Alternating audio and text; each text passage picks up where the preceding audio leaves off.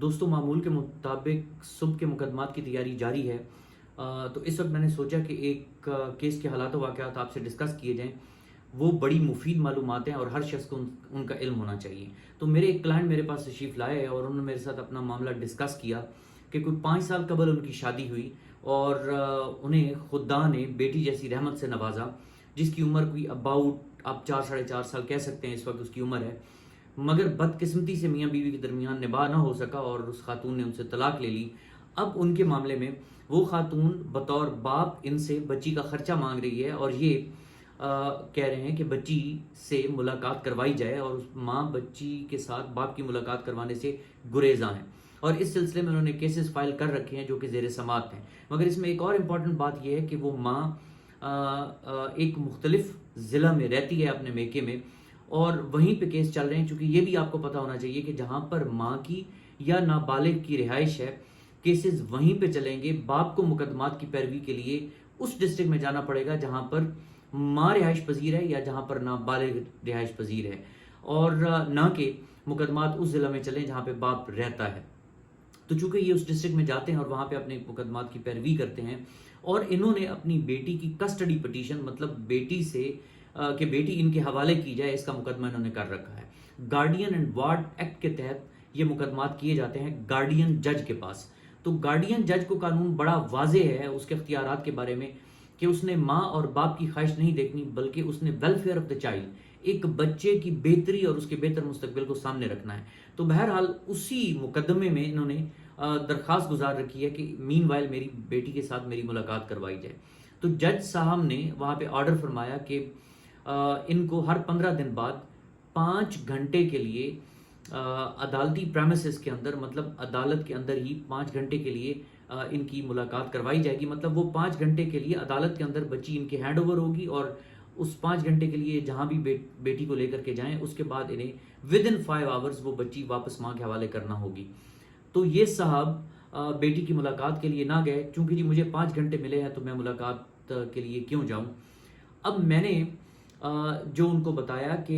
سب سے پہلے بطور باپ امپورٹنٹ ہے کہ کیا آپ اپنی بیٹی کو مینٹین کر رہے ہیں، جو خرچہ عدالت نے لگا رکھا ہے، جو فکس کر رکھا ہے، کیا وہ آپ پے کر رہے ہیں؟ اف دا آنسر از یس،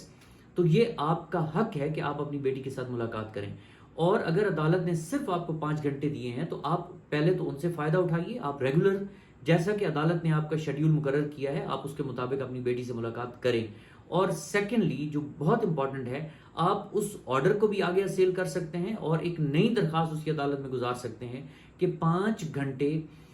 میرے لیے کافی نہیں ہے۔ بطور باپ نہ صرف میرا بلکہ میرے ماں باپ کا بھی حق ہے کہ وہ اپنی پوتی کے ساتھ ملاقات کریں، چونکہ باپ کے خاندان کے ساتھ اٹیچ رہنا، ان کے ساتھ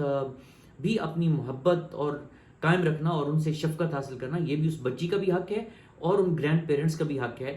تو بیٹی کم از کم 15 دن بعد ایک ویکنڈ پر میرے حوالے کی جائے، اور میں دوسرے دن جا کر کے اپنی بیٹی اس کی ماں کے حوالے کر دوں گا۔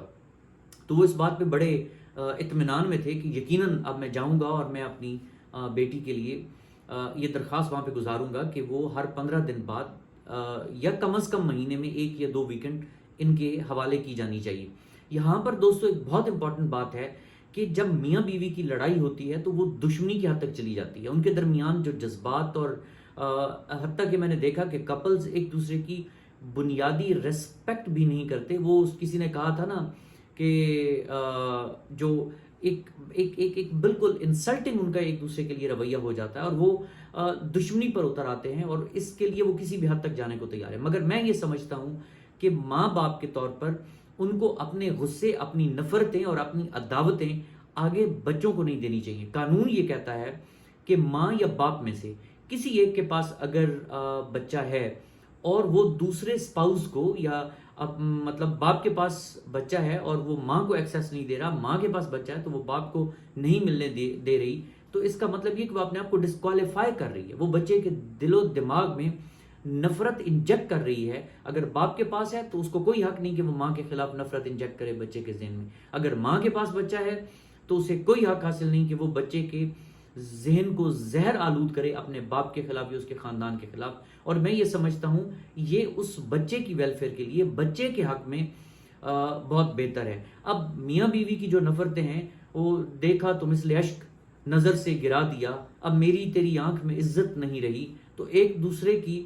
آنکھ میں ایک دوسرے کے لیے عزت نہ رہنا یہ الگ بات ہے، لیکن کم از کم اپنے بچے کے لیے ان کو